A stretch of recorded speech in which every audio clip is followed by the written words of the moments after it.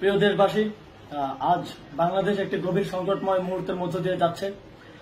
এখন পর্যন্ত আমাদের প্রাপ্ত খবর অনুযায়ী আওয়ামী লীগ, ছাত্রলীগ, যুবলীগের সন্ত্রাসীরা গুলি করে কুপিয়ে প্রায় 30-এর অধিক শিক্ষার ছাত্র জনতাকে হত্যা করেছে এবং দিন শেষ হতে হতে এই সংখ্যাটা কোথায় গিয়ে দাঁড়ায় আমরা জানি না।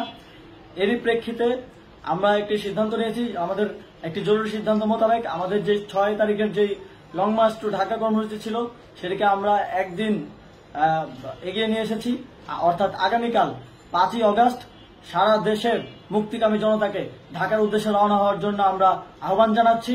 যারা পারবেন, যাদের পক্ষে সম্ভব হবে, আজ রাতেই আপনারা ঢাকার উদ্দেশ্যে রওনা হয়ে যান। আমরা আগামীকাল সারা দেশের মুক্তিকামী জনতাকে ঢাকায় আসার আহ্বান জানাচ্ছি। বিশেষ করে ঢাকার আশেপাশের যে জেলাগুলো আছে, আপনারা দায়িত্ব নিয়ে মসজিদের মাইকে ঘোষণা দিয়ে যাদেরকে পাবেন সবাইকে নিয়ে ঢাকার উদ্দেশ্যে রওনা হন। এই লড়াই আমাদের জন্য একটি চূড়ান্ত লড়াই। আমরা চূড়ান্ত ঘোষণার জন্য প্রস্তুত। আমরা গণভবনের দিকে যাত্রার জন্য প্রস্তুত এবং সেই উদ্দেশ্যেই আপনারা সবাই ঢাকা আসুন। আমরা আপনাদের সবাইকে নিয়ে আমাদের চূড়ান্ত দাবি আদায়ে এগিয়ে যাব। আমি জানি না সমন্বয়করা আজকে রাতে বেঁচে থাকতে পারবে কিনা, কিন্তু আপনাদের উপর আমরা এই দায়িত্ব দিচ্ছি। আপনারা সবাই নিজ দায়িত্বে ঢাকায় আসবেন আগামীকাল এবং পরশু পরিস্থিতি বিবেচনা করে পরশু গণভবনের দিকে 4 দিক থেকে আমরা রওনা হব। আমরা খুব আতঙ্কের সাথে লক্ষ্য করছি যে ছাত্রলীগ, যুবলীগ এবং আওয়ামী লীগের গুন্ডারা পুলিশের অস্ত্র দিয়ে পর্যন্ত সাধারণ জনগণের উপর হামলা করছে। কিন্তু একটি সুখের খবর হচ্ছে, সারা দেশের বিভিন্ন স্থানে সেনাবাহিনী ছাত্র জনতার পক্ষে দাঁড়িয়েছে। আবার কিছু কিছু জায়গায় যেমন মিরপুর ও মোহাম্মদপুরে সেনাবাহিনী ছাত্র জনতার বিপক্ষে দাঁড়িয়ে গুলি চালাচ্ছে। আমরা সেনাবাহিনীর প্রতি আহ্বান জানাতে চাই, আপনারা এদেশের নাগরিক এবং আপনারা এদেশের নিরাপত্তার দায়িত্বে আছেন, এদেশের জনগণের যানবাহনের নিরাপত্তার দায়িত্বে আছেন। আপনারা দেশের পক্ষে এবং দেশের জনগণের জন্য কাজ করবেন। কোনো খুনি সরকারের জন্য, কোনো খুনি রাজনৈতিক দলের জন্য কাজ করবেন না। এটি এদেশের জনগণ আপনাদের থেকে প্রত্যাশা করে।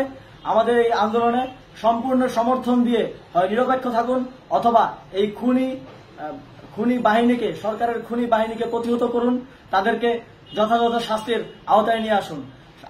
যেই কারফিউ সরকারের পক্ষ থেকে ঘোষণা করা হয়েছে, আমরা স্পষ্টভাবে বলতে চাই, সেনাবাহিনী এই ধরনের কোনো কারফিউ বাস্তবায়নের জন্য মাঠে না নামে। যদি মাঠে নামে তাহলে সেনাবাহিনী স্পষ্টভাবে অফিসিয়ালি জনতার বিরুদ্ধে দাঁড়াবে। আমরা চাই না সরকারের এই ষড়যন্ত্রে সেনাবাহিনী পা দিক। সেনাবাহিনীকে জনতার বিরুদ্ধে দাঁড়ানোর যে ষড়যন্ত্র সরকার রচনা করছে সেটিতে সেনাবাহিনী পা দিবে না, এই বিশ্বাস আমরা রাখতে চাই। আওয়ামী লীগ আজ সারা দেশে তাদের খুনি বাহিনীকে নামিয়ে দিয়েও ছাত্র জনতার প্রতিরোধের মুখে টিকতে পারেনি।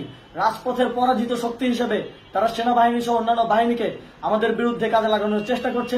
এই চেষ্টাকে, এই ষড়যন্ত্রকে ব্যর্থ করতে হবে এবং আগামীকাল সারা দেশে মসজিদে মসজিদে ঘোষণা দিয়ে ঢাকার উদ্দেশ্যে আপনারা রওনা হন। প্রত্যেকটি পরিবার থেকে অন্ততপক্ষে একজনকে ঢাকার উদ্দেশ্যে রওনা করে দিন, এই ইতিহাসের সাক্ষী হতে, একটি নতুন বাংলাদেশের অভ্যুদয় ঘটানোর একজন কর্মী হতে।